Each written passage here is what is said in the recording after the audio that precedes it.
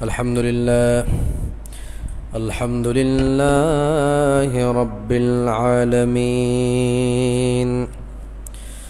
خالق السماوات والأرضين والصلاة والسلام على من كان نبيا وآدم بين الماء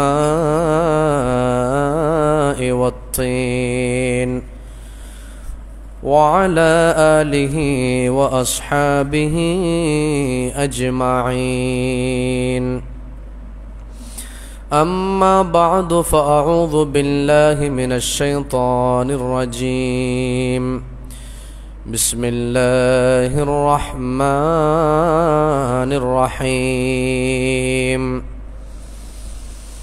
يا أيها الذين آمنوا استعينوا بالصبر والصلاة إن الله مع الصابرين ولا تقولوا لمن يقتل في سبيل الله أموات بل أحياء ولكن لا تشعرون صدق الله العظيم وصدق رسوله النبي الحبيب الكريم إن الله وملائكته يصلون على النبي يا أيها الذين آمنوا صلوا عليه وسلموا تسليما صلى الله على سيدنا محمد وآله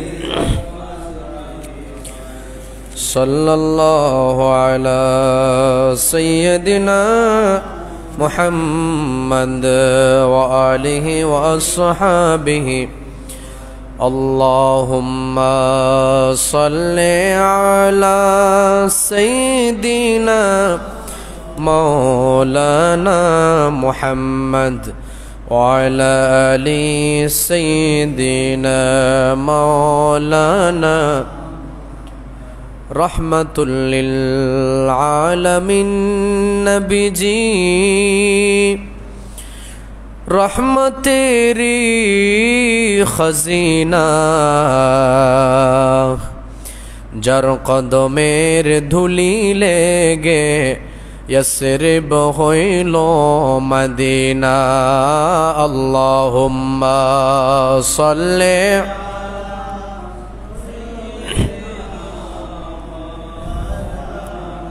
محمد وعلى آل سيدنا مولانا মক্কা নগরে মদিনার শহরে এলেন নবী মুস্তাফা ইসলাম প্রচার করে নবী শুয়ে আছেন মদিনা আল্লাহুম্মা সাল্লি مولانا محمد وعلى آل سيدنا مولانا صلاة يا رسول الله عليكم سلام يا حبيب الله ہر کے عشق مصطفیٰ سامان یوست بحر بردر گوشۂ دامان یوست صلاة یا رسول اللہ علیکم سلام یا خسروی آچی لگینا سرور آچی لگی ہم فقیروں کو مدینے کی گلیاں اچھی لگی صلاۃ یا رسول اللہ علیکم سلام یا अतरजो उम्मतुन क़तलत हुसैना शफ़ाअत जद्दी यौमल हिसाबी सलातुन या रसूलल्लाह अलैकुम सलामुन या हबीबल्लाह। अल्हम्दुलिल्लाह वश्शुक्रुलिल्लाह वस्सलातु वस्सलामु अला खैरि खल्किल्लाह। महान रब्बुल आलमीनेर आलिशान दरबारे अवনত मस्तके असंख्य अगणित शुक्रिया आदाय करছি যে আল্লাহ পাক সুবহানাহু ওয়া তাআলা আমাদেরকে দয়া করে মায়া করে মেহেরবানি করে আল্লাহর ঘর মসজিদ তথা অত্র এলাকার সুনামধন্য আলী রাজার বাড়ি জামে মসজিদের মধ্যে সমবেত হয়ে পবিত্র জুমার নামাজ আদায়ের লক্ষ্যে একত্রিত হওয়ার তৌফিক দান করেছেন। সে আল্লাহ পাক রব্বুল আলামিনের দরবারে শুকরিয়া আদায়েরতে সকল উচ্চ আওয়াজ একবার বলি আলহামদুলিল্লাহ। সাথে সাথে অসংখ্য গণিত দরুদ সালামের হাদিয়া नजराना पेश करছি हुजूर करीम रऊफुर रहीम रहमतुल लिल आलमीन नूर मुजस्सम फ़ख्र बनी आदम हुजूर अहमद मुजतबा मुहम्मद मुस्तफ़ा सल्लल्लाहु ताला अलैहि वसल्लम नूरानी कदम मुबारकेर मध्य जाके अल्लाह पाक सुब्हानाहु वा ताआला गोटा कुल कायनातेर जन्य रहमतुल लिल आलमीन बानिये प्रेरण करेছেন जे रसूल पाक साहेबुल औलाद सल्लल्लाहु अलैहि वसल्लमेर उसिलाय আল্লাহ পাক আমাদেরকেও শ্রেষ্ঠ উম্মতে পরিণত করেছেন এবং যে রসুল পাক ইসলামকে জিন্দা করার জন্য নিজের নাতির কোরবানিকে কবুল করে নিয়েছেন সেই রসুল পাক সাহেবুল আউলাক সাল্লাল্লাহু তাআলা আলাইহি ওয়াসাল্লামের নূরানি কদম মুবারকের মধ্যে আমাদের দরুদ ও সালামের হাদিয়া যেন আল্লাহ কবুল করুন, সকলে বলি আমিন। পবিত্র কোরআনুল কারীমের সূরা বাকারা শরীফ ২য় নম্বর পারার ২য় নম্বর পৃষ্ঠা থেকে দুটি আয়াতে কারিমা আপনাদের সামনে তেলাওয়াত করেছি। আল্লাহ পাক সুবহানাহু ওয়া তাআলা যদি মেহেরবানি করেন অত্র আয়াতদ্বয়ের আলোকে খুবই অল্প সময়ের মধ্যে কিছু কথাবার্তা বলে আমি আমার আলোচনা ইতি টানার চেষ্টা করব। আল্লাহ পাক সুবহানাহু ওয়া তাআলা আমি অধমকে যতক্ষণ কথা বলবো সত্য বলার, আপনাদেরকেও সত্য শ্রবণ করার, সর্বপ্রথম আমি অধমকে আমল করার এবং আপনাদের সকলকেও আল্লাহ পাক আমল করার তৌফিক দান করুন, সকলে বলি আমিন। আল্লাহ পাক সুবহানাহু ওয়া তাআলা ইরশাদ করছেন, কোরআন পাকের আয়াত যেগুলো আপনাদের সামনে তেলাওয়াত করেছি আগে তার অর্থ শুনুন, এরপর ইনশাআল্লাহ আমরা তার আলোকে কিছু কথা বলবো। আল্লাহ পাক সুবহানাহু ওয়া তাআলা বলছেন, ইয়া আইয়ুহাল্লাযীনা আমানু ইসতাঈনু বিস-সাবরি ওয়াস-সালাহ ইন্নাল্লাহা মা'আস সাবিরিন। আল্লাহ বলছেন, হে ইমানদারগণ, মুমিনদেরকে আল্লাহ সম্বোধন করেছেন, স্বাভাবিক মানুষকে নয়, ইয়া আইয়ুহান নাস নয়। আল্লাহ পাক বলছেন, ইয়া আইয়ুহাল্লাযীনা আমানু, হে ইমানদারগণ, ইসতাঈনু, তোমরা সাহায্য প্রার্থনা করো, বিস-সাবরি ওয়াস-সালাত, ধৈর্য ধারণ এবং নামাজের মাধ্যমে। একটু জোরে বলেন না সুবহানাল্লাহ। আর কি বলছেন, ইন্নাল্লাহা মা'আস সাবিরিন, নিশ্চয় ধৈর্যশীল যারা ধৈর্য ধারণ করতে পারে আল্লাহ তাদের সাথে রয়েছেন। জোরে বলেন না সুবহানাল্লাহ। আলোচনা করতে গেলে অনেক করা যাবে, এখানে এই আয়াতের আলোকে অনেক লম্বা তাফসীর আছে। আমাকে যেহেতু জুমার আলোচনা একেবারে সংক্ষেপ সময়, এর মধ্যে আমাকে শেষ করতে হবে, আমি সামান্য ইঙ্গিত দেব। এরপরে যেহেতু এটা পবিত্র মুহররমুল হারামের চতুর্থ জুমা, তার মানে এটা হয়তো হতে পারে শেষ জুমা অথবা আগামী একটা জুমা যদি তৌফিকে থাকে আমরা পেতেও পারি। তো সেই ক্ষেত্রে ইমাম হোসেন রাদিয়াল্লাহু তাআলা আনহুর যেই কোরবানি, যার বদৌলতে আল্লাহ পাক ইসলামকে জিন্দা করেছেন, আমরা জানি শায়ের যে কথা বলেছেন, কতলে হুসাইন আসল মে মর গয়ে यजीद है, ইসলাম জিন্দা হোতা है हर কারবালা के बाद। বাস্তবিক পক্ষে ইসলাম জিন্দা হয়েছে কারবালার পরে।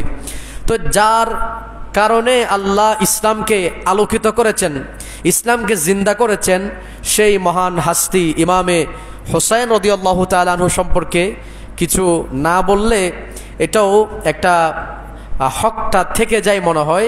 সেজন্য হক আদায় করার জন্য আপনাদের সামনে আজকে সংক্ষেপে আলোচনা করার মনস্থ করেছি। আল্লাহ পাক সুবহানাহু ওয়া তাআলা আমাদেরকে আমল করার তৌফিক দান করেন, সকলে বলি আমিন। এরপর আয়াতে আল্লাহ বলছেন, ওয়ালা তাকুলু লিমান ইউকতালু ফি সাবিলিল্লাহি আমওয়াত, যারা আল্লাহর রাস্তায় মৃত্যুবরণ করে, আল্লাহর রাস্তায় যারা নিহত হয়, আমওয়াত, আল্লাহ বলছেন ওয়ালা তাকুলু, তোমরা বলিও না তাদেরকে আমওয়াত, মৃত বলিও না। কেন? এর মাঝখানে আছে ওয়ালা তাকুলু লিমান ইউকতালু ফি সাবিলিল্লাহ, আল্লাহ রাস্তায় যারা শাহাদাত বরণ করেছেন, শহীদ হয়েছেন, তাদেরকে তোমরা আমওয়াত অর্থাৎ মৃত বলিও না। তো কি বলবো? আল্লাহ বলছেন কেন বলবা না? বাল আহইয়াউন, বরং তারা হচ্ছে জীবিত। জোরে বলেন না সুবহানাল্লাহ। তো তারা যে জীবিত আমরা দেখি না কেন? আল্লাহ সেটার জবাব দিচ্ছেন বাল আহইয়াউন ওয়ালাকিন লা তাশউরুন, তবে তোমরা সেটা অনুধাবন করতে পারো না, বুঝতে পারো না। কারণ আমরা মানুষ। আমি যদি আপনাদেরকে স্বাভাবিকভাবে বলি, এই যে আমাদের অঙ্গ প্রত্যঙ্গ আছে, আমরা মাসে বলেন বা সময় হলে আমরা চুল কাটি, নখ কাটি প্রতি সপ্তাহে না? তারপরে এই মনে করেন এই নখটা কাটার পর এটা এক সপ্তাহের মধ্যে আবার কিন্তু বড় হয়ে যায়। আপনি দেখবেন আজকে নখ কেটেছেন, আবার আগামী জুমাবার আস্তে আস্তে এটা বৃদ্ধি পেয়েছে। এখন আপনাকে যদি আমি প্রশ্ন করি, আপনার শরীরের সাথে সম্পৃক্ত নখটা এটা যে বাড়তেছে, এটা আপনি দেখেন কিনা? আপনি আগামী জুমা পর্যন্ত এভাবে চোখ একদম নখের দিকে তাকায় থাকেন, একটু যে বাড়তেছে এটা আপনি বুঝতে পারেন কিনা দেখেন। এই জন্য কি আপনি বলতে পারবেন বাড়তেছে না? বাড়তেছে যেটা আমি যখন এক সপ্তাহ পরে দেখতেছি কিরে আমার নখ তো আমি কাটছিলাম ছোট চুল এখন বেড়ে গেছে। তাইলে আপনি নিজে একটু চিন্তা করেন, আমার হাতে যেটা আমি দেখতেছি, যেই হাতে আমি খাওয়া দাওয়া করি, চলাফেরা করি, যে কোনো কিছু ধরি, যে হাত আমার চোখের সামনে আছে, সেই হাতের মধ্যে যে নখ বৃদ্ধি পাচ্ছে সেটার খবর আমার নাই। আল্লাহর প্রিয় বান্দাগণ দুনিয়া থেকে চলে গিয়ে বরজাখী জীবনের মধ্যে যে জিন্দা আছে সেটার কথা আল্লাহ কোরআনে বলছেন। তাইলে আমরা যখন মুমিন, আমাদের এতটুকু বিশ্বাস করতে হবে, আল্লাহ যখন বলেছেন তাহলে এখানে সন্দেহের আর কোনো সুযোগ নেই। আল্লাহ যেভাবে বলেছেন সেভাবেই শহীদরা কিংবা যারা আল্লাহর ওলিরা, আল্লাহর প্রিয় বান্দারা, তারা কবরের মধ্যে জিন্দা রয়ে গেছে। জোরে বলেন না সুবহানাল্লাহ। যদিও আমরা বুঝতে পারি না, সুতরাং আমরা বুঝতে পারি না বলে যে জিন্দা নয় এটা ধারণা করা যাবে না। অন্য আয়াত আল্লাহ বলছেন শুধুমাত্র মৃত তো বলবেই না, আল্লাহ বলছেন কারণ আমরা মানুষ, তো মানুষের ভিতর একটা স্বাভাবিকভাবে মানুষ এটা বলবে যে আল্লাহ হয়তো আমাদেরকে নিষেধ করেছেন এই কারণে যে তাদের সম্মানার্থে, তাদের ইজ্জতের স্বার্থে তাদেরকে যদি মরা বলি তাহলে তো একটা মান সম্মানের মধ্যে একটা কেমন কেমন দেখা যায় যে দুনিয়ার মধ্যে এরা ইসলামের জন্য অবদান রেখেছেন, আজকে তাদের অস্তিত্ব নেই, হয়তো এই জন্য সান্ত্বনা দিয়েছেন। নয়, আল্লাহ বলছেন মানুষের মনে ধারণাও আসতে পারে হয়তো আল্লাহ এই জন্য বলছেন, এই জন্য আল্লাহ সরাসরি নিষেধ করে দিয়েছেন। সূরা আলে ইমরানের মধ্যে আল্লাহ বলছেন ওয়ালা তাহসাবান্নাল্লাযীনা কুতিলু ফি সাবিলিল্লাহি আমওয়াতা, যারা আল্লাহর রাস্তায় যুদ্ধ করে শাহাদাত বরণ করেছে তোমরা তাদেরকে মৃত বলে ধারণাও করিও না। জোরে বলেন না সুবহানাল্লাহ। প্রথমে বলছেন মৃত বলিও না, এরপরে বলছেন মৃত তো বলতে পারবেই না, মৃত বলে ধারণাও করতে পারবে না। জোরে বলেন না সুবহানাল্লাহ। শুধু তাই নয়, আল্লাহ আরো বলছেন বাল আহইয়াউন, তারা জীবিত। কিরকম জীবিত? আল্লাহ বলছেন ইনদা রাব্বিহিম ইউরযাকুন, মানুষের মধ্যে প্রশ্ন থাকবে, জীবিত যারা তাদের খেতে হয়, তাদেরকে পান করতে হয়। এখন যদি মানুষ প্রশ্ন করে তারা যে কবরের মধ্যে জীবিত আছে তাহলে তারা খাবার দাবার খাচ্ছে কিনা, এই ধরনের প্রশ্ন মানুষের ভিতরে আসবে। এজন্য আল্লাহ আগে থেকে জবাব দিয়েছেন বাল আহইয়াউন ইনদা রাব্বিহিম ইউরযাকুন, তারা এমনভাবে জীবিত যে আল্লাহর পক্ষ থেকে তাদেরকে রিজিক দেওয়া হচ্ছে। সুবহানাল্লাহ। তো যখন আল্লাহর পক্ষ থেকে রিজিক দেওয়া হচ্ছে, এখন আমাদের ভিতরে এটা একেবারে ইয়াকিন হয়ে গেছে যে যাদেরকে রিজিক দেওয়া হয়, যারা খাওয়া দাওয়া করে, এরা কখনো মৃত হতে পারে না। মৃতরা তো খাবার গ্রহণ করতে পারে না। একটু জোরে বলি না সুবহানাল্লাহ। তো দেখেন, এজন্য নিজের জীবনটাকে এমনভাবে গঠন করেন যে আপনি দুনিয়ায় থাকতেও জীবিত, আবার দুনিয়া থেকে যাওয়ার পরও আপনি জীবিত। জোরে বলেন না সুবহানাল্লাহ। তিবিয়ানুল কোরআনের মধ্যে আল্লামা গোলাম রসুল সাইদি রহমতুল্লাহ আলাইহি উল্লেখ করছেন, আমরা তো মনে করি জীবন হচ্ছে কোনটা, যে মানুষের চলাফেরা আছে, খাওয়া দাওয়া আছে, উঠা বসা আছে, নড়াচড়া আছে, নিঃশ্বাস নেওয়া ছাড়া, চোখ খোলা, এগুলো দেখলে আমরা মনে করি যে মনে হয় মানুষটা জীবিত আছে। বলো নয়, বাস্তবিক পক্ষে জীবিত কারা? যার সাথে আল্লাহর রসুলের সাথে সম্পর্ক আছে, যার সাথে আল্লাহর সাথে সম্পর্ক আছে, যার সাথে আল্লাহর দ্বীনের সাথে সম্পর্ক আছে, যার সাথে কোরআন সুন্নাহর সাথে সম্পর্ক আছে, সেই ব্যক্তি হচ্ছে বাস্তবিক পক্ষে জীবিত, বাকি সবগুলো মৃত। জুড়ে বলেন না সুবহানাল্লাহ। আবার এই কথাও তিনি নিজের থেকে বলেন নাই, এটার কথা সূরা নমলের মধ্যে আছে। আল্লাহ বলছেন, ইয়া রাসূলুল্লাহ, ইয়া হাবিবাল্লাহ, ইন্নাকা লা তুসমিউল মাউতা, আপনি মৃতদেরকে শোনাতে পারবেন না। আপনি তাফসীর খুলে দেখেন, সেখানে আল্লাহ যাদেরকে মৃত বলেছেন এরা কোনো মরা মানুষ নয়, বরং দুনিয়ার মধ্যে যে সমস্ত কাফেররা ঘোরাফেরা করে, চলাফেরা করে, খাওয়া দাওয়া করে, উঠা বসা করে, নড়াচড়া আছে, সব কিছু আছে, এরপরও আল্লাহ তাদেরকে মৃত বলেছেন, কারণ তাদের ভিতরে ঈমান নাই, আল্লাহর সাথে সম্পর্ক নাই, আল্লাহর রসুলের সাথে সম্পর্ক নাই, আল্লাহর দ্বীনের সাথে সম্পর্ক নাই, আল্লাহর কোরআনের সাথে সম্পর্ক যেহেতু নাই, আল্লাহ সেজন্য জীবিত হওয়া সত্ত্বেও তাদেরকে মৃত বলে ঘোষণা করেছেন। সুবহানাল্লাহ। সুতরাং বাস্তবিক পক্ষে জীবিত কারা? যাদের সাথে আল্লাহ রসুলের সাথে সম্পর্ক আছে, যারা আল্লাহ এবং আল্লাহর রসুলকে রাজি করতে পেরেছেন, তারাই হচ্ছে দুনিয়াতেও জীবিত, আখিরাতেও জীবিত। জোরে বলেন না সুবহানাল্লাহ। সুতরাং আল্লাহর কাছে সবসময় দোয়া করবেন, আল্লাহ যাতে আমাদেরকে এমন জীবন দান করেন যেটার কারণে আমরা দুনিয়া থেকে যাওয়ার পরেও একটা এমন জীবন লাভ করি যে জীবনের মাধ্যমে আমাদের মরার সম্পর্ক থাকবে না, বরং সেখানেও আমরা আল্লাহর পক্ষ থেকে রিজিক প্রাপ্ত হব, আল্লাহর পক্ষ থেকে আমরা নিয়ামত প্রাপ্ত হব। আল্লাহ আমাদের সকলকে সেভাবে কবুল করুন, সকলে বলি আমিন। হযরতে ওমর ফারুক রাদিয়াল্লাহু তাআলা আনহু আল্লাহর দরবারে দোয়া করতেন, তার দোয়া আল্লাহর দরবারে যথাযথভাবে কবুল হয়েছে। তিনি সবসময় দোয়া করতেন, আল্লাহুম্মা রযুকনি শাহাদাতান ফি সাবিলিকা ওয়াজআল মাউতি ফি বালাদি রাসূলিক। ওগো আল্লাহ, আপনি আমাকে আপনার নবীর শহরে, আপনি আমাকে আপনার নবীর শহরে মৃত্যুদান করুন। আর একটা কি, আমাকে আপনি শাহাদাতের মৃত্যুদান করুন, আমি যাতে শহীদ হতে পারি আপনার রাস্তায়, সেই মর্যাদা, সেই তৌফিক আপনি আমাকে দান করুন। এই দোয়া হযরত ওমর রাদিয়াল্লাহু তাআলা করতেন। ঠিকই দেখা গেছে আল্লাহ হযরত ওমর রাদিয়াল্লাহু তাআলার দুটি দোয়া কবুল করেছেন। তিনি একটা দোয়া করেছেন, আল্লাহ আপনি আমাকে আপনার নবী যেখানে আছেন সেই মদিনা শহরে আপনি আমার মৃত্যু দেন। আর একটা হচ্ছে আপনার রাস্তায়, আপনার রাস্তার মধ্যে আপনি আমাকে শাহাদাতের মৃত্যু দেন। আল্লাহ হযরত ফারুক আজমের দুটি দোয়া কবুল করেছেন। জোরে বলেন না সুবহানাল্লাহ। তো দেখেন সাহাবায়ে কেরাম সবসময় চাইতেন রসুল পাক যেখানে আছে তাদের কবরখানাও যেন সেখানে হয়। এখন তো আমাদের দেশে অনেকে হজের পরে বলে দেয় যে হজ করবা, হজের পর মদিনা শরীফে যাওয়ার দরকার নেই, সেখানে তোমার হজের কোনো সম্পর্ক নেই। জোরে বলি না নাউজুবিল্লাহ। সাহাবায়ে কেরামটা মানবো নাকি বাতিল একটা মানবো? সাহাবায়ে কেরাম যেটা আমাদেরকে শিখিয়েছেন আমরা সেটাই মানবো।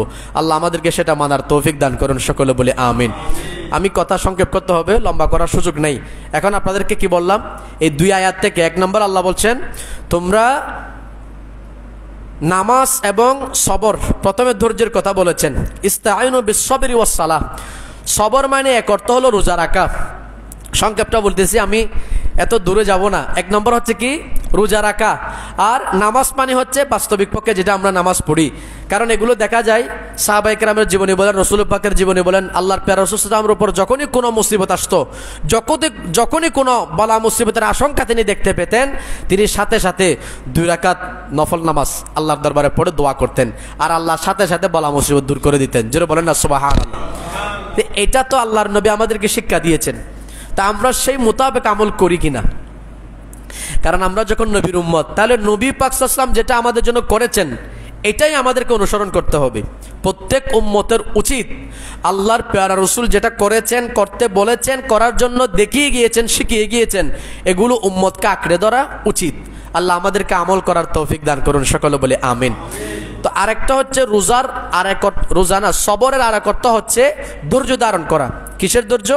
আপনার উপর বালা মুসিবত আসবে, আপনার উপর শত্রুর হুমকি আসবে, আপনার উপর আল্লাহর পরীক্ষা আসবে, আপনার উপর বিভিন্ন সময় বিভিন্ন ধরনের বলা মুসিবত আসতে পারে। কখনো আপনি গরিব হয়ে যাবেন, টাকা পয়সা কমে যাবে, কখনো আপনি কর্জের মধ্যে আটকে যাবেন, কখনো আপনি পেরেশানির মধ্যে পড়ে যাবেন, কখনো সন্তানের ওষুধ, কখনো আপনার সহধর্মীদের অসুখ, কখনো ঘরের মধ্যে কোনো সমস্যা, এই ধরনের আপনার উপর কোনো মুসিবত আসতে পারে। আল্লাহ বলছেন ওয়াবাশশিরিস সাবিরিন, মুসিবত আসার পরেও আমি আল্লাহ যে তাকে পরীক্ষা করেছে, এই পরীক্ষার উপর সে যদি ধৈর্য ধারণ করতে পারে, আমি আল্লাহর পক্ষ থেকে তার জন্য শুভ সংবাদ রয়ে গেছে। যেটা বলেন না। সুতরাং মুসিবত আসলেই একেবারে ধৈর্য হারা হবেন না, বিলাপ করে কান্না শুরু করবেন না, চিন্তা করবেন, আল্লাহর দরবারে বলবেন আলহামদুলিল্লাহ আলা কুল্লি হাল, আল্লাহ আমাকে যতটুকু রেখেছেন, যেভাবে রেখেছেন আমি সন্তুষ্ট আছি। রেজা বিল কাজা, আল্লাহর ফয়সালার উপর আমি সন্তুষ্ট। আপনার ভিতরে যদি এটা চলে আসে, আপনার যত মুসিবত আসুক না কেন, আল্লাহ আপনাকে সেই বলা মুসিবত থেকে উদ্ধার করে নেবেন। সুবহানাল্লাহ। কিতাবের মধ্যে আসতেছে যে এর আগের আয়াতে এরকম আছে, ফাযকুরুনি আযকুরুকুম ওয়াশকুরুলি ওয়ালা তাকফুরুন, তোমরা আমাকে স্মরণ করো, আমি আল্লাহ তোমাদেরকে স্মরণ করব। তো এটার একটা ব্যাখ্যা হলো, তোমরা যখন সুখে শান্তিতে থাকো, স্বাচ্ছন্দ্যে থাকো, আমার নিয়ামত লাভ করো, সেই নিয়ামত পেয়ে তোমরা আমি আল্লাহর স্মরণ করো, আমি আল্লাহর উপর শুকরিয়া আদায় করো, আর আমি আল্লাহ তোমার বলা মুসিবতের সময় আমি তোমাকে স্মরণ রাখবো, অর্থাৎ তোমার বলা মুসিবত আমি আল্লাহ দূর করে দেব। জোরে বলেন সুবহানাল্লাহ। সুতরাং মুমিনের কাজ হচ্ছে আল্লাহর উপর তাওয়াক্কুল করা। আপনি যদি আল্লাহর উপর তাওয়াক্কুল করতে পারেন, যত বড় মুসিবত আপনার উপর আসুক না কেন, আল্লাহ আপনাকে সে বলা মুসিবত থেকে উদ্ধার করবেন। সকলে বলে আমিন। সুতরাং আমাদের করতে হবে কি, শুধুমাত্র ধৈর্য ধারণ করতে হবে। কিন্তু যদি ধৈর্য ধারণ করতে না পারি বা হাই হুতাশ করি এবং একটু আল্লাহর পরীক্ষার মধ্যে আমরা যদি অধৈর্য হয়ে আমরা মানুষের কাছে, অনেক সময় তো মাআযাল্লাহ আমরা এরকম কথা বলি যে আল্লাহ বলা মুসিবত দেওয়ার জন্য কি শুধু আমাকে পেয়েছেন আর কাউকে পান নাই? নাউযুবিল্লাহ। এটার কারণে হয়তো আমাদের ঈমানও চলে যেতে পারে। আল্লাহ আমাদেরকে এই ধরনের কথাবার্তা বলা থেকে, হাই হুতাশ থেকে, বেঁচে থেকে আল্লাহর ফয়সালার উপর আমাদেরকে সন্তুষ্ট থাকার এবং আমাদেরকে ধৈর্য ধারণ করার সে তৌফিক আল্লাহ দান করুন। সকলে বলে আমিন। এরপর আয়াত যেটা বললাম, ওয়ালা তাকুলু লিমান ইউকতালু ফি সাবিলিল্লাহি আমওয়াত, যারা আল্লাহর রাস্তায় মৃত্যুবরণ করবে তোমরা তাদেরকে মৃত বলিও না, বরং তারা জীবিত, তোমরা বুঝতে পারো না। এটা মূলত নাজিল হয়েছে বদর যুদ্ধের মধ্যে 14 জন সাহাবী শাহাদাত বরণ করেছেন। কয়জন? 14 জন সাহাবী। তন্মধ্যে 6 জন ছিল মুহাজির আর 8 জন ছিলেন আনসার। তো এরা যখন শহীদ হয়েছেন, মক্কার কাফিররা বলতে লাগলো, হায় রে, এই যে মোহাম্মদ, তারা তো নাউজুবিল্লাহ আমার নবীকে এই নামে ডাকে, আমরা তো বলি যখন নবীর নাম ধরি আমরা তাজিমের সাথে নবীর নাম ধরি, বলি রসুল পাক সাল্লাল্লাহু আলাইহি ওয়াসাল্লাম, আল্লাহর প্রিয় রসুল, আমরা এভাবে ধরি। বিশেষ করে আমরা আহলে সুন্নাত ওয়াল জামাত যারা আছি, আমরা যখনই নবীর নাম ধরি তাজিমের সাথে ধরি। আর আমাদের দেশে আমাদের বিপরীত যারা আছে বাতিল ফেরকা, এরা এগুলোকে গুরুত্ব দেয় না। এরা মনে করে ইনি তো আমাদের মতো একজন সাধারণ মানুষ, সুতরাং এত তাজিমের সাথে নাম নেওয়ার কি দরকার? দেখেন না, আমরা যখন একটু কিয়াম করি, তাজিম করি, ইয়া নবী সালাম আলাইকা, এরা একানো বেদাতের গন্ধ খুঁজে। সুতরাং মোহাব্বত থাকলে কখনো নবীর সালামকে, নবীর দরুদকে, নবীর মোহাব্বতকে, নবীর তাজিমকে কখনো ব্যঙ্গ করা যায় না। যারা করে তাদের সাথে ঈমানের সাথে কোনো সম্পর্ক নাই।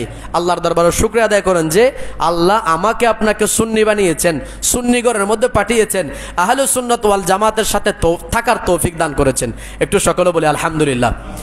যাই হোক, যেটা বলতে চেয়েছিলাম, আল্লাহর প্যারা রসুল সাল্লাল্লাহু আলাইহি ওয়াসাল্লামের সাহাবীরা যখন কোথায় বদর যুদ্ধের মধ্যে কি করেছেন? শাহাদাত বরণ করেছেন 14 জন। তো কাফেররা বলতে শুরু করেছে যে মুহাম্মদ তো এখানে এসে কিছু মানুষকে একেবারে পাগল বানিয়ে ফেলেছে, আর তার প্রেমে মত্ত হয়ে তারা নিজের জীবনটা পর্যন্ত কোরবান করে দিয়েছে, এখন তাদের তো কিছু নেই। তখন আল্লাহ আয়াত নাজিল করছেন। আল্লাহ বলছেন, খবরদার, যারা আমার রাস্তায় শাহাদাত বরণ করেছেন, আমার নবীর প্রেমে যারা নিজের জীবনকে কোরবান করে দিয়েছেন, তোমরা তাদেরকে মৃত বলিও না, বরং পৃথিবীর মধ্যে তোমরা কাফেররা যারা আছো, আল্লাহকে চেনো নাই, নবীকে চেনো নাই, দিনের সাথে কোনো সম্পর্ক নাই, তোমরা জীবিত থাকা সত্ত্বেও তোমরা মৃত। জোরে বলেন না সুবহানাল্লাহ। সুতরাং যারা মুসলমান, ইমানদার, মুত্তাকি, পরহেজগার, দিনদার, আবেদ, সালেহ, এই সমস্ত যারা আছে আল্লাহর ওলিরা, পরহেজগার বান্দারা, এরা দুনিয়া থেকে যাওয়ার পরেও এরা মরা নন, বরং এরা জীবিত। জোরে বলেন না সুবহানাল্লাহ। এরকম বলতে গেলে আমি অনেক বলতে পারবো, আমার সময় নাই, সময় সংক্ষেপ। হযরত সুলাইমান আলাইহিস সালাম যখন ইন্তেকাল করেছেন, আপনারা হয়তো এটা জানেন, আবার কেউ হয়তো নাও জানেন, তারপর আমি সংক্ষেপে বলছি। বাইতুল মুকাদ্দাসের কাজ চলছিল জিনদের মাধ্যমে, এটা আপনারা জানেন। বাইতুল মুকাদ্দাস এটা মানুষ তৈরি করে নাই। হযরত সুলাইমান আলাইহিস সালামকে আল্লাহ জিন, মানুষ এবং সমস্ত সৃষ্টিগুলোর উপর আল্লাহ ওনাকে বাদশাহী দান করেছিলেন। ওনার কথা, উনি পিঁপড়ার কথা বুঝতেন, পিঁপড়া ওনার কথা বুঝতেন, অর্থাৎ ওনার বাদশাহীটা এত বেশি প্রশস্ত ছিল। সেই কথা ইনশাল্লাহ অন্যদিন বলবো। তো তিনি যখন বাইতুল মুকাদ্দাস নির্মাণ করছেন, তো জিনরা ছিল সেই কাজের মধ্যে নিয়োজিত, আর জিনরা একটু দুষ্ট। এরা যদি কোনো রকম জানে যে হযরত সুলাইমান আলাইহিস সালাম সেখানে উপস্থিত নাই, তাহলে তারা কি করবে, সাথে সাথে কাজ ছেড়ে চলে যাবে। তো সুলাইমান আলাইহিস সালামের ইতিমধ্যে ইন্তেকালের সময় চলে এসেছে। তা আল্লাহ ওনাকে বলছেন, আপনি একটা লাঠির উপর বর দিয়ে দাঁড়ান, আর এই অবস্থার মধ্যে মালাকুল মউত আপনার থেকে জান কবজা করে নিয়ে আসবেন, আপনি আর সেখান থেকে পড়বেন না। তো সুলাইমান আলাইহিস সালাম একদম কাজের দিকে দেখে একটা লাঠির উপর বর করে দাঁড়িয়ে আছেন, আর এদিকে জিনরা মনে করছে হযরত সুলাইমান আলাইহিস সালাম এখনো হায়াতের মধ্যে আছেন। এদিকে আল্লাহ পাক হযরতে আজরাইল আলাইহিস সালামের মাধ্যমে ওনার জান কবজা করে নিয়ে গেছেন। হযরত সুলাইমান আলাইহিস সালাম সেখানে দাঁড়িয়েছিলেন। যখনই বাইতুল মুকাদ্দাসের কাজ করা শেষ হয়েছে, আল্লাহ পাক একটা পোকা, ওই যে আমাদের দেশে উই পোকা আছে না, উই পোকাকে হুকুম করেছেন তার লাঠিটা যেন খেয়ে ফেলে। সে লাঠি যখন একেবারে খেয়ে ফেলেছেন, হযরত সুলাইমান আলাইহিস সালাম জমিনের মধ্যে হেলে পড়লেন। তখন মানুষ বুঝতে পারলেন, জিনরাও বুঝতে পারলো যে হযরত সুলাইমান আলাইহিস সালাম ইন্তেকাল করেছেন। জোরে বলেন না সুবহানাল্লাহ। তাহলে এখান থেকে বুঝেন, অনেক দিন আগে সুলাইমান আলাইহিস সালাম ইন্তেকাল করেছেন। সুলাইমান আলাইহিস সালামের লাশ কি পচে গেছে? আওয়াজ করে বলেন না, পচে গেছে। তো এখন তো আমাদের দেশে অনেকে বলে নাউজুবিল্লাহ, রসুল পাকও নাকি মরে মাটির সাথে মিশে গেছে। নাউজুবিল্লাহর আওয়াজ ছোট আর একটু বড় করে বলেন। তাইলে দেখেন, যাদের ভিতরে ইমানের দুর্বলতা আছে, এরা রসুলকে তো আমাদের মতো মনে করে করে, পাশাপাশি রসুল পাক যে কবর শরীফের মধ্যে জিন্দা, এটা তো তারা মানেই না, বরং তারা বলে যে নবীও নাকি আমাদের মতো মরে মাটির সাথে মিশে গেছে। নাউজুবিল্লাহ। এই ধরনের ধারণা যারা আছে, এরা কি কখনো নবীর উম্মত হতে পারে? আল্লাহ আমাদেরকে যে এরকম উম্মত বানায় নাই, তো এটা আল্লাহর কাছে শুকর না? একটু জোরে বলি না আলহামদুলিল্লাহ। যাই হোক, তো শেষ করতে হবে, সময় নাই। হযরতে হুসাইন রাদিয়াল্লাহু আনহুর কথা আমি বলতে যাচ্ছিলাম, সময়ের সংক্ষেপ আমি পারবো কিনা কতটুক পারে জানি না। যাই হোক, খুব সংক্ষেপে বলবো। হযরতে ইমাম হুসাইন রাদিয়াল্লাহু তাআলা আনহু রাসূল পাকের নাতি হলো রাসূল পাক ওনাকে সবসময় নিজের সন্তান বলতেন। এজন্য কিয়ামত পর্যন্ত যত রাসূল পাকের আহলে বাইত এসেছেন, সবগুলো এসেছেন হযরত হাসান এবং হুসাইন রাদিয়াল্লাহু তাআলা আনহুর বংশ দিয়ে। সুবহানাল্লাহ। তো এটা গত সপ্তাহের মধ্যে একটু ইঙ্গিত দিয়েছিলাম, আজকে সেটা বলার দরকার নাই। শুনেন, হযরতে ইমাম হুসাইন রাদিয়াল্লাহু তাআলা আনহু কারবালার ময়দানে গিয়েছেন। সেখানে যে তিনি শাহাদাত বরণ করবেন, সেখানে যে তিনি ইন্তেকাল করবেন, সেখানে যে তার শেষ নিঃশ্বাস ত্যাগ হবে, এটা তিনি আগে থেকে জানতেন। সুবহানাল্লাহ বলেন না। এখানে আপনারা বলবেন যে আগে থেকে জানার পরে উনি গেলেন যে, কারণ উনি তো আমাদের মতো কাপুরুষ না। আমরা যদি জানি যে ওখানে গেলে মারামারি হবে, গুলাগুলি হবে, ওখানে গেলে জান বের হয়ে যাবে, যাব এত সহজ? কিন্তু হযরত হুসাইন রাদিয়াল্লাহু তাআলা আনহু নিজের জানকে কুরবান দিয়েছেন, তারপরেও নানা জানের ইসলামকে জিন্দা করে দিয়েছেন। এখন আমাদের দেশে অনেকে বলে, রাসূল পাক সম্পর্কে তুহমত দেয়, মাআযাল্লাহ, বলে নবী নিজের পরের কল্যাণ অকল্যাণ তো দূরের কথা, নিজের কল্যাণ অকল্যাণ করতেও অক্ষম। নাউজুবিল্লাহ বলেন। এটা কেন বলেছেন তারা? কারণ আমার নবী নাকি ইমাম হুসাইনকে বাঁচাতে পারে নাই। আচ্ছা, আমার নবী কি জানতেন না ইমাম হুসাইন যে শহীদ হবেন? জানতেন কিনা? আচ্ছা, একটা হাদিস শরীফ শোনায় আপনাদের ক্লিয়ার হয়ে যাবে। হযরতে উম্মুল ফদল বিনতে হারেস, আমার নবীর চাচি, হযরত আব্বাসের স্ত্রী, তিনি একদিন হযরত হুসাইন কিনে আমার নবীর দরবারে আসলেন। আমার নবীকে খুলে দিলেন, বলেন, ইয়া রাসূলুল্লাহ, ইয়া হাবিবাল্লাহ, আপনার নাতি হুসাইনকে আপনি গ্রহণ করেন। আমার নবীকে যখন হযরত উম্মুল ফদল বিনতে হারেস, আমার নবীর চাচি, যখন হযরত হুসাইনকে আমার নবীর খুলে দিলেন, আমার নবীর দুই চোখ মুবারক দিয়ে অনবরত পানি বের হতে লাগলো। এবার হযরত উম্মুল ফদল বিনতে হারেস বললেন, ফিদাকা আবি ওয়া উম্মি ইয়া রাসূলুল্লাহ, আমার মা বাবা আপনার কদমের মধ্যে উৎসর্গ। ইয়া রাসূলুল্লাহ, আপনি একটু বলেন, যখনই আমি হুসাইনকে আপনার খুলে দিলাম, আপনার দু চোখ দিয়ে অনবরত পানি ঝরছে, কোনো কথা বলছেন না। আমার নবী কিছুক্ষণ পরে বললেন, ও আমার চাচিজান শুনেন, আপনি যখন আমার কুলে আমার নাতি হুসাইনকে দিলেন, এরই মধ্যে আমার কাছে আল্লাহর পক্ষ থেকে জিবরিল আমিন এসে গেছেন, বললেন, ইয়া রাসূলুল্লাহ, ইয়া হাবিবাল্লাহ, আপনি যেই নাতিকে খুলে নিলেন, যেই নাতিকে আদর করছেন, কিছুদিন পরে আপনার কিছু উম্মতেরা এই হুসাইনকে কারবালার ময়দানের মধ্যে জবে করে দিবে, আর আমি জিবরাইল আপনাকে সেখান থেকে কিছু মাটি এনে দিলাম, আপনি এগুলো রাখেন। যেদিন দেখবেন এই মাটিগুলো রক্তে পরিণত হয়ে যাবে, সেদিন আপনার নাতি হুসাইন কারবালার মধ্যে শহীদ হয়ে গেছে, এটা আপনি জেনে রাখবেন। হযরতে উম্মে সালমা রাদিয়াল্লাহু তাআলা আনহাকে আমার নবী বলেছিলেন, ও আমার বিবি উম্মে সালমা, নাও এই মাটিগুলো তোমার কাছে রাখো, যেদিন দেখবে এই মাটিগুলো তোমার কাছে, তুমি এটা যখন যত্ন করে রাখবা, যেদিন দেখবা এই মাটিগুলো মাটি থাকবে না, এই মাটিগুলো রক্তে পরিণত হয়ে যাবে, মনে রাখবা সেদিন আমার হুসাইন কারবালার ময়দানে শহীদ হয়ে যাবে। আমার নবী যখন এই কথা বললেন, উম্মুল ফদল বিনতে হারেস তিনিও চিন্তায় পড়ে গেলেন। এবং শুধু তাই নয়, এরকম হাদিস অনেক আছে, হযরত আলী থেকে বর্ণিত আছে। হযরত আলী রাদিয়াল্লাহু আনহু যখন সেই সিফফিনের যুদ্ধের সময় যখন সেদিকে যাচ্ছিলেন, যাওয়ার সময় একটা জায়গার মধ্যে গিয়ে তিনি থামলেন, সেখান থেকে মাটি নিলেন, খুশবু নিলেন, খুশবু নেওয়ার পরে সবার থেকে জিজ্ঞাসা করলেন, তোমরা বলো এই জায়গাটা কোন জায়গা, এই স্থানের নাম কি? সবাই বললেন, হুজুর এই জায়গার নাম কারবালা। তখন হযরতে আলী রাদিয়াল্লাহু তাআলা আনহু চোখের পানি ছেড়ে দিলেন, চোখের পানি ছেড়ে ছেড়ে কান্না আরম্ভ করলেন। আর তিনি তার কাছে যখন জিজ্ঞাসা করা হলো, হুজুর আপনি কেন কান্না করতেছেন? এটা তো একটা স্থান, নাম জিজ্ঞাসা করলেন, আমরা নাম বললাম, আপনি কান্না করতেছেন কেন?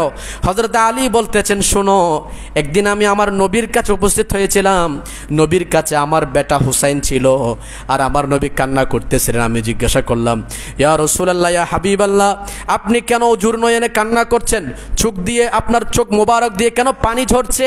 তখন নবীজি জবাব দিয়েছিলেন, ও আলী শুনো, এমন একটা সময় আসবে আমার উম্মতের কিছু মানুষেরা ফুরাতের কিনারে কারবালা নামক একটা স্থানে আমার এই উম্মতকে শহীদ, আমার এই নাতিকে শহীদ করে দিবেন। সুবহানাল্লাহ। হযরত আলী রাদিয়াল্লাহু তাআলা আনহু সে কথা বলে দিয়েছেন।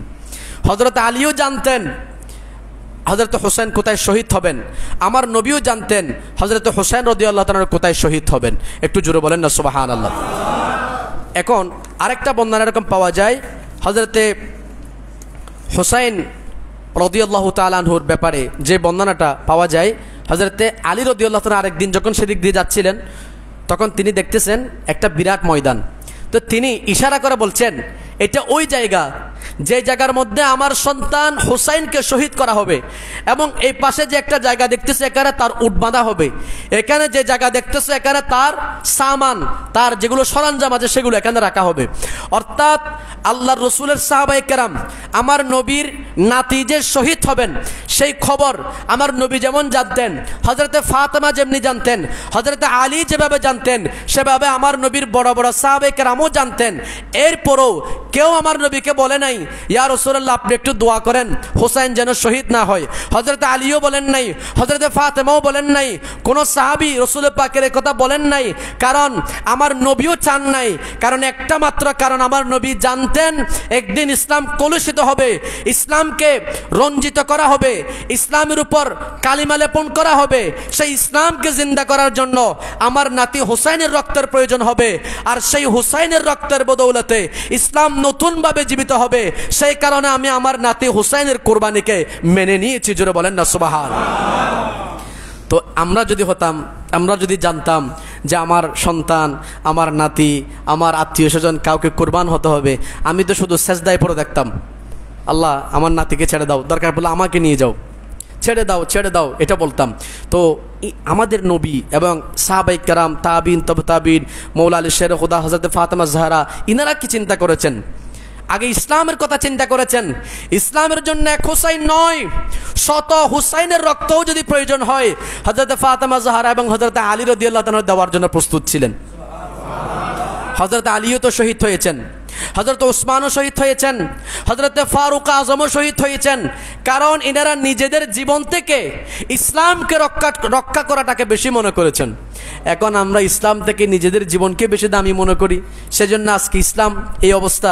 আজকে দেখেন আরব বিশ্বের সমস্ত আরব রাষ্ট্রগুলো ইহুদি খ্রিস্টানদের দালাল হয়ে গেছে। কেন? আমার ক্ষমতা দরকার, ক্ষমতা, ইসলামের প্রয়োজন নাই। যদি তারা ইসলাম বুঝতো, ইসলাম চাইতো, তাহলে কোনোদিন ইহুদি খ্রিস্টানদের দালালি করতে পারতো? সুতরাং ইহুদি খ্রিস্টানদের দালালি করলে চলবে না।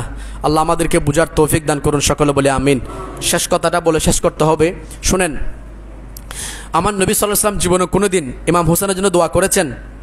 কিছু দোয়া তো করেছেন, মানে আল্লাহ তুমি হুসাইনকে যেন শহীদ হতে না হয়, এই দোয়া করেছেন।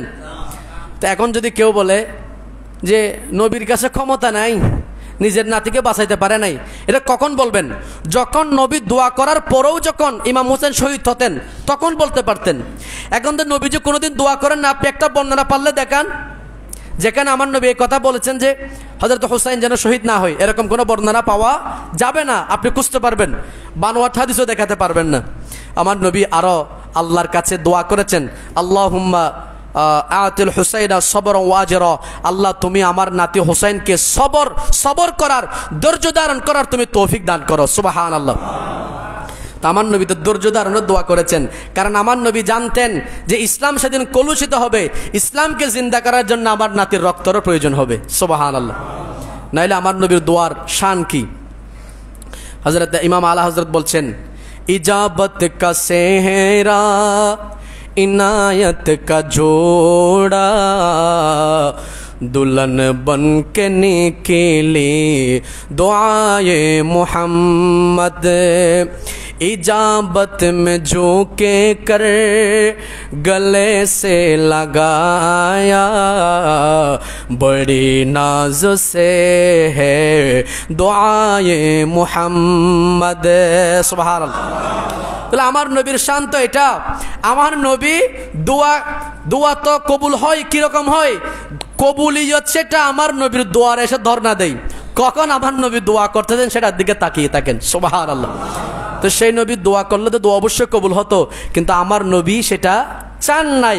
আমার নবী চেয়েছেন ইসলামকে জিন্দা করা। এজন্য অনেকেতে বলে মাআযাল্লাহ, আমাদের দেশে যে সমস্ত শয়তানরা, এজিদ তো তখনও যেমন ছিল, এজিদের বাহিনী এখনো আছে না, এজিদের মাদ্রাসাও আছে, সেখানে এজিদের পড়া চলে। এজিদকে রহমতুল্লাহ আলাইহি বলে এরকম মানুষও আছে, এজিদকে তাহাজ্জুদ গুজার বলে এরকম মানুষও পৃথিবীর মধ্যে পাওয়া যায়। অনেক পীরও সে কথা বলেছেন। সরমনার পীর কিছুদিন আগে বলছে, আপনারা জানেন কিনা আমি জানি না, বলছে এজিদ তাহাজ্জুদ গুজার ছিল। এজিদ রহমতুল্লাহ আলাইহি, জোরে বলেন না নাউজুবিল্লাহ। যাদের জীবন লানতের উপর অতিবাহিত এবং লানতের উপর অতিবাহিত হবে, এরাই একমাত্র এজিদকে রহমতুল্লাহ আলাইহি বলতে পারে। জোরে বলি না নাউজুবিল্লাহ। কথা শেষ। হযরতে খাজা মঈনুদ্দিন চিশতি সঞ্জিরি আজমিরের রাদিয়াল্লাহু একটা কথা বলেছেন, এই কথা বলে আমার কথা শেষ। তিনি বলছেন, শাহ আস্তে হুসাইন, বাদশাহ আস্তে হুসাইন, দিন আস্তে হুসাইন, দি পানা আস্তে হুসাইন। জোরে বলেন না সুবহানাল্লাহ। যারা বলে হুসাইন দুনিয়ার লোভে গিয়েছে, যারা বলে হুসাইন ক্ষমতার জন্য গিয়েছে, এটার জবাব আজ থেকে প্রায় 1000 বছর আগে হযরত খাজা মঈনুদ্দিন চিশতি দিয়ে গিয়েছেন। সুবহানাল্লাহ। তিনি বলছেন, ইমাম হুসাইন তো নিজে বাদশা ছিল। আমাদের ছেলেরা পড়ে না, মেরে বাদশাহ হুসাইন হ্যায়, পড়ে না? তো ইমাম হুসাইন তো বাদশা ছিল। ये बात किस कदर हसीन जो कह गया মঈনুদ্দিন দিন কি পানা হুসাইন হ্যায়, এটা তো হযরত খাজা মঈনুদ্দিন চিশতি বলেছেন। তো তিনি বলছেন, আমার নানা জান ইমাম হুসাইন নিজে তো বাদশা ছিলেন, তো বাদশা কেন আবার তার ক্ষমতার জন্য যেতে হচ্ছে? তেনার তো ক্ষমতা অলরেডি আছেই। ইনি তো এমন ঘরের মানুষ যারা দোয়া করলে, ওই যে গত সপ্তাহে বললাম না আমার নবীর আহলে বাইত কেমন, খ্রিস্টানরা পর্যন্ত মেনে নিয়েছে। আমার নবীর আহলে বাইতরা যদি, আমার নবী হাত তুলেছেন, এরা যদি আমিন বলে, বড় পাহাড়কেও যদি আল্লাহ সরাই ফেলতে বলে, আল্লাহ এক জায়গা থেকে আরেক জায়গার মধ্যে পাহাড় পর্যন্ত নিয়ে যাবেন। তো এরা তো সেই ঘরের সন্তান। তো ক্ষমতা চেয়েছেন, গিয়েছেন কিসের জন্য? ইসলামকে জিন্দা করার জন্য। তো খাজা মঈনুদ্দিন চিশতি বলছেন, শাহ আস্ত হুসাইন, বাদশাহ আস্ত হুসাইন, তিনি তো আগে থেকে বাদশাহ। দিন আস্ত হুসাইন, আরে যে দিনের উপর তোমরা আছো সেই দিনের নাম, সেই দিনেই তো ইমাম হুসাইন। জুড়ে বলেন না সুবহানাল্লাহ। ইমাম হুসাইনের নামেই দিন। দ্বীপ পানাস্ত হুসাইন, এই দিনকে যিনি রক্ষা করেছেন, দিনকে জিন্দা করেছেন, তিনিই হচ্ছে হযরত হুসাইন। সুবহানাল্লাহ। আর কি বলে, সরদাদ নাদাদে দস্তে দর দস্তে ইয়াজিদ। ইমাম হুসাইনকে জানো, ইসলামকে জিন্দা করার জন্য নিজের মাথাকে কেটে ফেলেছেন, সরকে আলাদা করে দিয়েছেন, এরপরও পাপিষ্ট ইয়াজিদের হাতে হাত দেন নাই। সুবহানাল্লাহ। কারণ পাপিষ্ট ইয়াজিদের হাতে হাত দিলে কিয়ামত পর্যন্ত মানুষ বলবে জালেমের সাথে, ফাসিকের সাথে, শয়তানের সাথে, বদবক্তের সাথে, শরাবির সাথে, চোরের সাথে, জেনাখোরের সাথে মেলামেশা করা, উঠা বসা করা, বন্ধুত্ব করা, এটা কিয়ামত পর্যন্ত মানুষ জায়েজ মনে করবে। সেজন্য ইমাম হুসাইন সে দরজা বন্ধ করে দিলেন। না, আমার গর্দান যাবে, কিন্তু আমার ভিতরে এক ফোঁটা রক্ত থাকতে কোন জালেমের সাথে আমি হাত মিলাবো না। সুবহানাল্লাহ। सरदाद नदात दस्ते दर दस्ते यजीद हक के बनाए ला इलाहा अस्त हुसैन। আজকে যে লা ইলাহা ইল্লাল্লাহর কলমা পড়তেছো, যদি ইমাম হুসেন সেদিন রক্ত না জড়াতেন, যদি সেদিন শহীদ না হতেন, তাহলে এই কালমাটাও তোমরা পেতে না, এটার ভিতরে ভেজাল ঢুকে যেত। যেমনি ভাবে আজকে এজিদিরা কালমার ভিতরেও ভেজাল ঢুকিয়ে দিয়েছে, তারা বলতেছে এই কালমা কোরআন হাদিসের কোথাও নাই। নাউজুবিল্লাহ। তো ইমাম হুসেন শহীদ হওয়ার পরেও বলতেছে, শহীদ না হলে কিভাবে বলতো, আরো বেশি বলতো না? তো সুতরাং ইমাম হুসাইন ইসলামকে জিন্দা করার জন্য কারবালার ময়দানে গিয়েছেন। নিজের পরিবার পরিজন, এমনকি নিজের 6 মাসের দুধের সন্তান পর্যন্ত শহীদ হয়েছে, ধৈর্য ধারণ করেছেন। যে আয়াত আমি পড়েছি, ইয়া আইয়ুহাল্লাযীনা আমানুস্তাঈনু বিস-সাবরি ওয়াস-সালাহ, তোমরা আল্লাহর কাছে নামাজ এবং ধৈর্যের মাধ্যমে সাহায্য প্রার্থনা করো। তো নামাজ কিরকম পড়েছেন আপনারা জানেন না? একেবারে শেষ সময়, এখনই তার মাথা মুবারককে দুখণ্ড করা হবে, তখন বলেছেন ভাই একটু সময় দাও, আজকে জুমার দিন, শুধুমাত্র 2 রাকাত নামাজ পড়বো। সুবহানাল্লাহ। আমাদের সাথে নামাজের কোনো সম্পর্ক আছে? খবর আছে?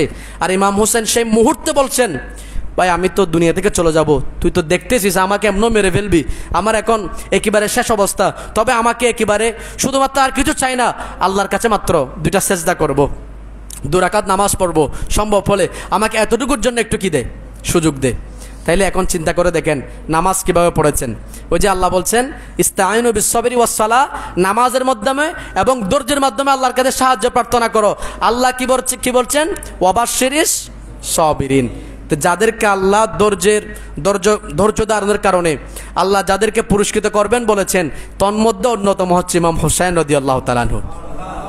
সুতরাং আমাদেরকে শিক্ষা গ্রহণ করতে হবে, যত বড় মুসিবত আমাদের উপর আসুক না কেন, আমরা আল্লাহ এবং আল্লাহ রসুলের উপর ঈমান থেকে চলে যাব না। আল্লাহ রসুলের উপর যে ঈমান আমরা রেখেছি, এটার উপর আমরা অটুট থাকবো। আল্লাহ আমাদেরকে থাকার তৌফিক দান করুন, সকলে বলে আমিন। যত ব্যস্ততা আমাদের থাক না কেন, সমস্ত ব্যস্ততাকে উপেক্ষা করে আমরা নামাজকে ঠিক রাখবো। আল্লাহ আমাদেরকে এই ওয়াদার উপর অটুট থাকার তৌফিক দান করুন, সকলে বলে আমিন। ওমা আলাইনাল বালাগ। আপনাদের কাছে 2-1টা দাওয়াতনামা এসেছে।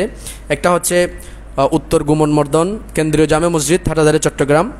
এটা 25 জুলাই আগামী শুক্রবার আপনাদেরকে একটা নুরানি মিলাদ মাহফিলের দাওয়াত দেওয়া হয়েছে। আপনাদের যাদের সম্ভব হয় সেখানে অংশগ্রহণ করবেন। এবং বিশেষ করে আমাদের মসজিদের কাজ আপনারা দেখতেছেন, বাইরে যে কাজ চলতেছে আলহামদুলিল্লাহ। তো এটার জন্য আমাদের সভাপতি সাহেবও মনে হয় 5 মিনিট কথা বলবেন, আমি ওনাকে এখন দিচ্ছি। তো এর আগে একটা ঘোষণা আপনাদের করতে হচ্ছে যে কয়েকজন ভাই আমাদের মসজিদের জন্য যারা সহযোগিতা করেছেন, বিশেষত আনোয়ার হোসেন বাবু, যিনি প্রবাস থেকে এসেছেন আমাদের মসজিদের এই কাজের জন্য, তিনি 1,50,000 টাকা দান করেছেন। সকলে বলেন মারহাবা। আল্লাহ পাক ওনার এই আন্তরিকতা, মোহাব্বত, ভালোবাসা, ওনার এই অনুদান আল্লাহ পাক কবুল করুন। কিয়ামতের ময়দানে আল্লাহ ওনাকে সহ ওনার আত্মীয় স্বজন যারা আছে সকলের জন্য এগুলো যেন নাজাতের উসিলা হয়, আল্লাহ সে তৌফিক দান করুন, সকলে বলে আমিন।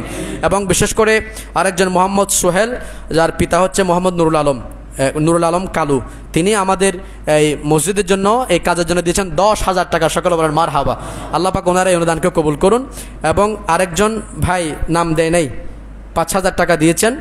আরেকজন ভাই তিনি 5,000 টাকা দিয়েছেন। তো ওনার এই দানকে আল্লাহ কবুল করুন, সকলে বলে আমিন।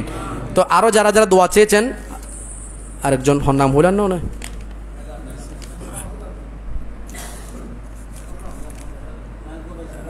আরেকজন নেজাম ভাই, তিনি দিয়েছেন 50,500 টাকা। সকলে বলেন মারহাবা। নামটা আমি দেখি নাই, যাই হোক। তো আলহামদুলিল্লাহ আমাদের এই কাজের জন্য ওনারা আমাদের একজন ভাই নুরুল হক কয় বস্তা, 30 বস্তা সিমেন্ট দিয়েছেন। সকলে বলেন মারহাবা। যাই হোক আলহামদুলিল্লাহ, আমরা সবাই মিলে যদি সহযোগিতা করি আমাদের এই মসজিদের প্রাঙ্গণটা দেখতে অত্যন্ত সুন্দর লাগবে। তো সুন্দর হলে এটা আমাদেরই লাভ, কারণ আমাদের মসজিদ এমনিতে নিজেরাই তো নিজেদেরকে সৌন্দর্য করি না, তো আমরা আল্লাহর ঘরকে কেন এভাবে অবহেলায় ফেলে রাখবো। তো সুতরাং আমি আপনাদের শুকরিয়া জ্ঞাপন করছি, আপনাদেরকে ধন্যবাদ জানাচ্ছি। আপনারা যারা মসজিদের জন্য এভাবে শ্রম দিচ্ছেন, নিজের ঘরের জন্য তো আমরা অবশ্যই দিই। তো যারা মসজিদের জন্য দিচ্ছেন, আল্লাহ বলছেন মাম বানা লিল্লাহি মাসজিদান বানাল্লাহু লাহু বাইতান ফিল জান্নাহ, দুনিয়ার মধ্যে আল্লাহর সন্তুষ্টির জন্য যে একটা ঘর বানাবে, ছোট ঘর, বেশি বড় নয়, এরকম ছোট একটা মসজিদ যে নির্মাণ করবে, কিয়ামতের ময়দানে জান্নাত যেদিন মুমিনের ভাগ্যে আল্লাহ দেওয়া হবে, আল্লাহ বলছেন জান্নাতের মধ্যে আমি সেই বান্দার জন্য বিশাল আকারের ঘর তৈরি করে দেব। সুবহানাল্লাহ। এখানে তনবিন যেগুলো আছে এগুলো আপনারা বুঝবেন না, এই জন্য বলছি না। প্রথম যে তনবিন আছে এটা হচ্ছে ছোটোর জন্য তানকির, পরে যেটা আছে তাজিম। দুনিয়ার মধ্যে কেউ ছোট বানাইলে জান্নাতের মধ্যে আল্লাহ তাকে বিশাল প্রাসাদ দান করবেন। শুধুমাত্র এই দুনিয়ার মধ্যে একটা ছোট ঘর, এটা তো পুরা ঘর আপনি তৈরি করবেন এরকম কোনো কথা নেই। আপনি ঘরের মধ্যে সহযোগিতা করলে সেটার জন্য আল্লাহ আপনাকে নিয়ামত দান করবেন, যেভাবে আপনারা করতেছেন। আল্লাহ সকলকে কবুল করুন, সকলে বলি আমিন। তো আমাদের সভাপতি সাহেব একটু আপনাদের কথা বলবেন, আপনারা একটু শুনবেন।